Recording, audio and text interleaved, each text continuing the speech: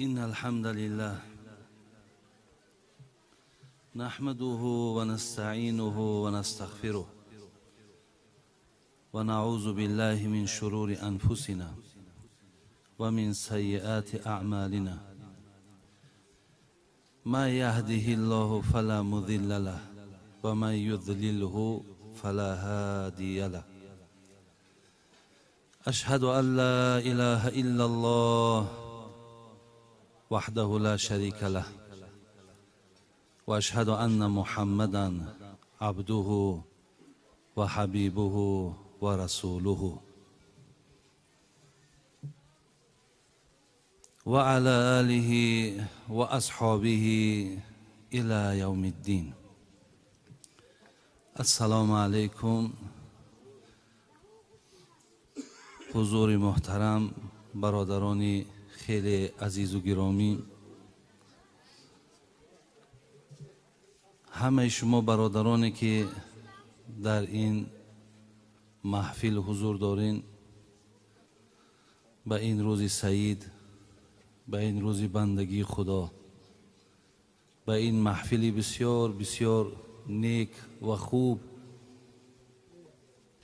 که عزیزان خدا می گفتن بهترین عمل که موصوف است نهی منکر و امر معروف است. شما را تبریک و تهنیت می گویم و از خداوندی که بی نهایت بخشنده و مهربان است، خواهان او هستم که خدای مهربان محبت همه شما را، اخلاص همه شما را، یقین همه شما را به سوی ذات خودش باز زیاد بگرداند. و از الله مهربان خواهان او هستم که خداوند مقصودها و مرامهای نیک شما را با فضل و کرمش حاصل بگرداند. و از خداوند مهربان خواهان او هستیم که برادرانی که در این نشست ما دست درازی کردن، اخلاص ورزیدن، سهم گذاشتن، خدای مهربان ایمانشان کامل و الله مهربان همیشه در پرده رحمت و عصمت خودش نگهبانشان باشد. ای محمد صلی الله علیه و سلم، عاشق دینی توییم، تا ابد پایبند آیینی توییم. دوست دارم حق ز بد دورم کند، روز محشر با تو محشورم کند. خداوند این بندگان خوبی خدا را رحمت و مغفرت کنند.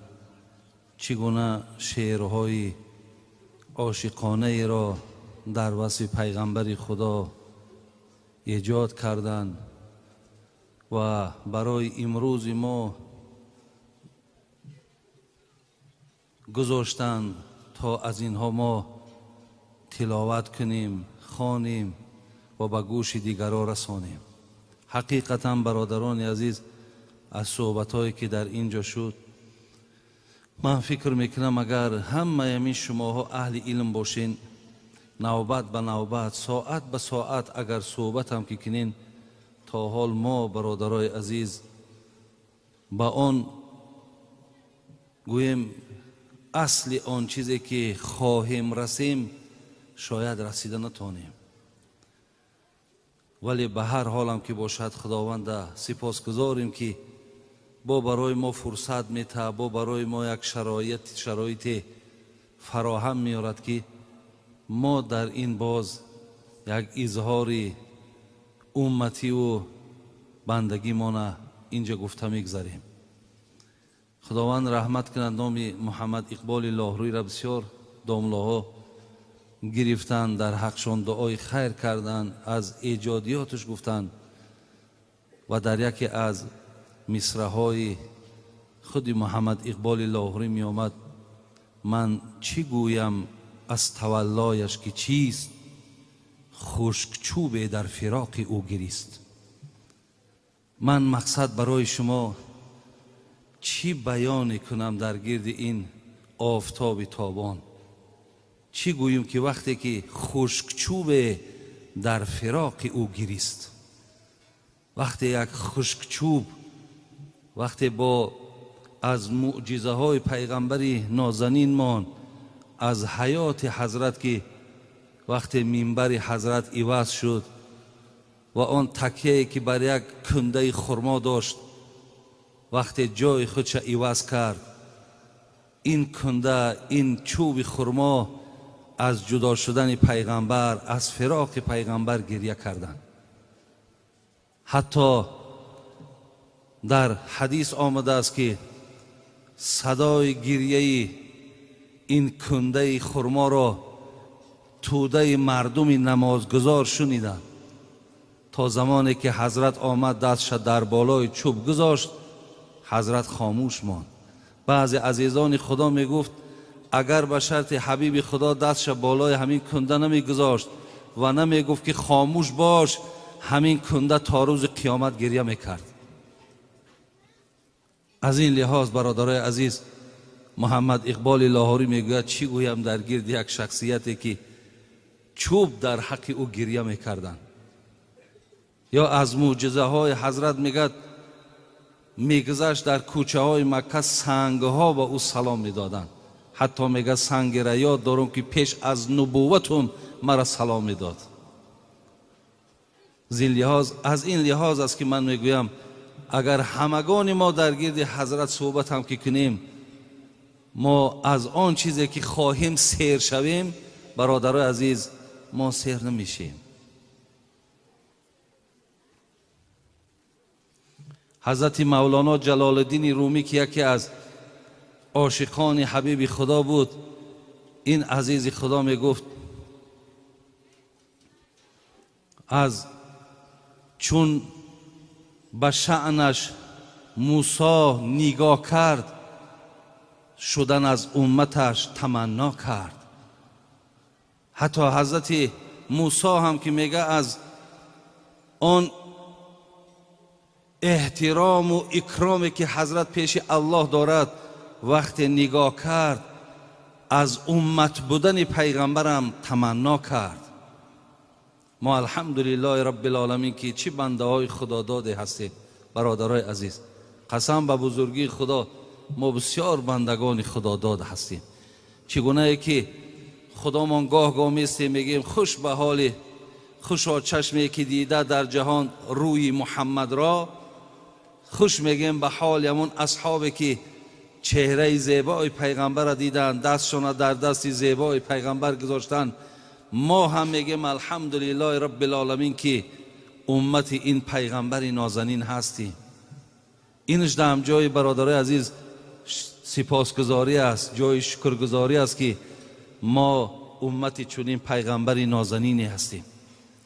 از این لحاظ شکرگزاری این هم برادرای عزیز، چند روزهایی که در بعضی محفل ها می نشینیم، داملوهای عزیز یک آیت بسیار معناهای خوب میکنن.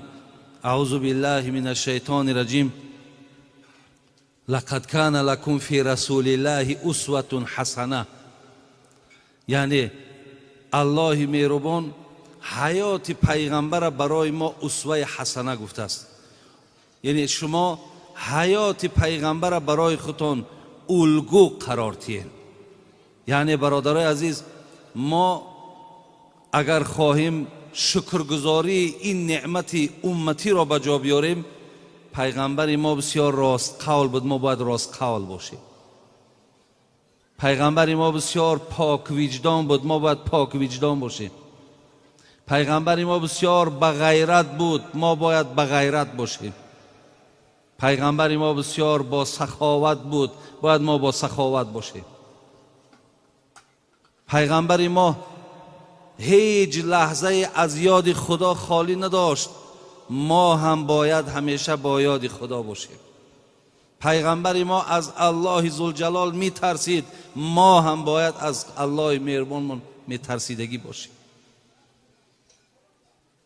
اینجا در برادرای عزیز از این محفل ها و از این جمع آمد ها و از این قدر تردد هایی که میبینن، مقصود فقط با یک شکمی سیر بلند شدن.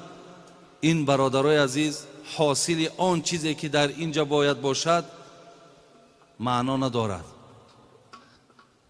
ما اول خداوند سپاسگزاری کنیم و بعدا حقیقتا برای خودمان حیات پیغمبرمان الگو قرار دهیم. بعد انشاءالله در ما و شما خیر و نیکی های زیاد البته به وجود میاد. یک حدیثی را که من بیشتری وقت همیرا گوشزد میکنم و فقط بعضی حکمت هایی که در این حدیث است برای شما میگویم، بعدا دعا میکنیم.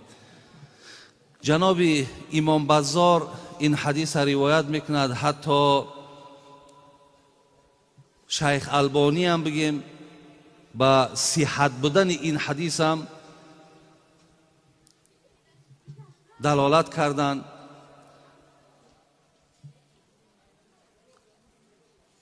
حدیث حضرت عایشه مادرمان میفرماید: لما رأیت من النبی صلی الله علیه و سلم طیب نفس، یک روز دیدم حال پیغمبر بسیار بسیار خوشه، یعنی در سیمای پیغمبر یک آسودگی را دیدم، یک آرامی را دیدم، یک وقتی خوشی را در سیمای حضرت دیدم. همیشه پیغمبر خدا که بسیار مسئولیت های زیاد داشتن، بسیاری بسیار به دعوت که مشغول بودن، همیشه خسته بودن، میگه این دفعه که بسیار حالش خوب یافتم. حضرت عایشه مادرمان در حال میگه گفتم یا رسول الله ادعو الله لی، میگه گفتم ای پیغمبر نازنین، اکی حالت هم میبینیم بسیار حالت گوارا و خوبه، در حقم یک دعا کن. پیغمبر نازنین هم در حال دستش برداشت گفت اللهم اغفر لعایشه ما تقدم من ذنبها و ما تأخر و ما اسرت و ما اعلنت. میگه دستش برداشت گفت خدای مهربان، عایشه را هر یک کمبود و لغزش و خطایی که کرده است الله مهربان مغفرتش بگردان. وقتی میگه عایشه این دعای زیبا را از جانب شوهرش، از این پیغمبر نازنین که شنید، میگه فضحکت عایشه حتی سقطت رأسها فی حجزها من الضحک. اون قدر میگه حال حضرت مادرمان عایشه خوشنود چید، آنچنان میگه تبسم کرد که حتی آمد میگه سر عایشه میگه در بغل پیغمبر خدا آمد. بعد حضرت میگه گفتش ایسر که دعایی، عایشه گفت همین دعای ما وقت خوش کرد، بسیار خوشنود چیدی از دعای ما. میگم مادرمان گفت بله ای حبیبی خدا، از دعای تو من بسیار خوشنود شدم. پیامبرمان در اینجا چی گفت برادر عزیز؟ گفت والله انها لدعوت لامتی فی کل صلات. گفت ای عایشه همین دعایی که من در حق تو کردم و الله مهربان قسم در هر یک نمازم در حق امتم همین دعا را من میکنم، برای تمام امت این دعا را من میبخشم. برادران عزیز و گرامی، حقیقتا پیغمبری که در حق ما دعاگو، برای ما آب چشم میرازندگی، آخران لحظه ها که این للموت سکرات، از برای مرگ بسیار سختی ها وجود دارد، حضرت سختی ها را یک طرف کردن و عزیزای خدا میگم بود تا زنده آن حبیبی ودود در غم عاصیان امت بود. وقتی آخر سختی جان دید گفت ای پروردگار عرش مجید، سختی جان اگر چنین باشد امتانم مطیق این باشد، سختی جان امتان من بگذار جمله را به جان من. ای خدای مهربان، این سختی، این قدر سختی ها مرگ که داشته باشد که من چشیدم، الله مهربان همه سختی های جان امت ما در جان من بگذار این سختی ها را من تحمل کنم. ما برادرای عزیز این خیل پیغمبری داریم که تمام حتی غم جان خوردن ما را میخوره. تمام آن مشکلات و مصیبتی که در دنیا و آخرت داریم حضرت هم برابر ما او سختی ها را میچشه. زین لحاظ به قدر این پیغمبر نازنین رسیدن در کار، از سنت های این حضرت برادرای عزیز ما را برخوردار شدن من در کار است. خداوند همه شما را ایمان کامل تید. خداوند بازم محبت و اخلاص را به دین خدا زیاد بگرداند. برادر ما ایشان اسلام الدین و برادر ما ایشان ویسدین و دیگر برادرایی که دستیاری دراز میکنن، محبت میکنن، اخلاص دارن، خداوند هر جا باشند در پناه رحمت و عصمتش نگهبان شما باشد.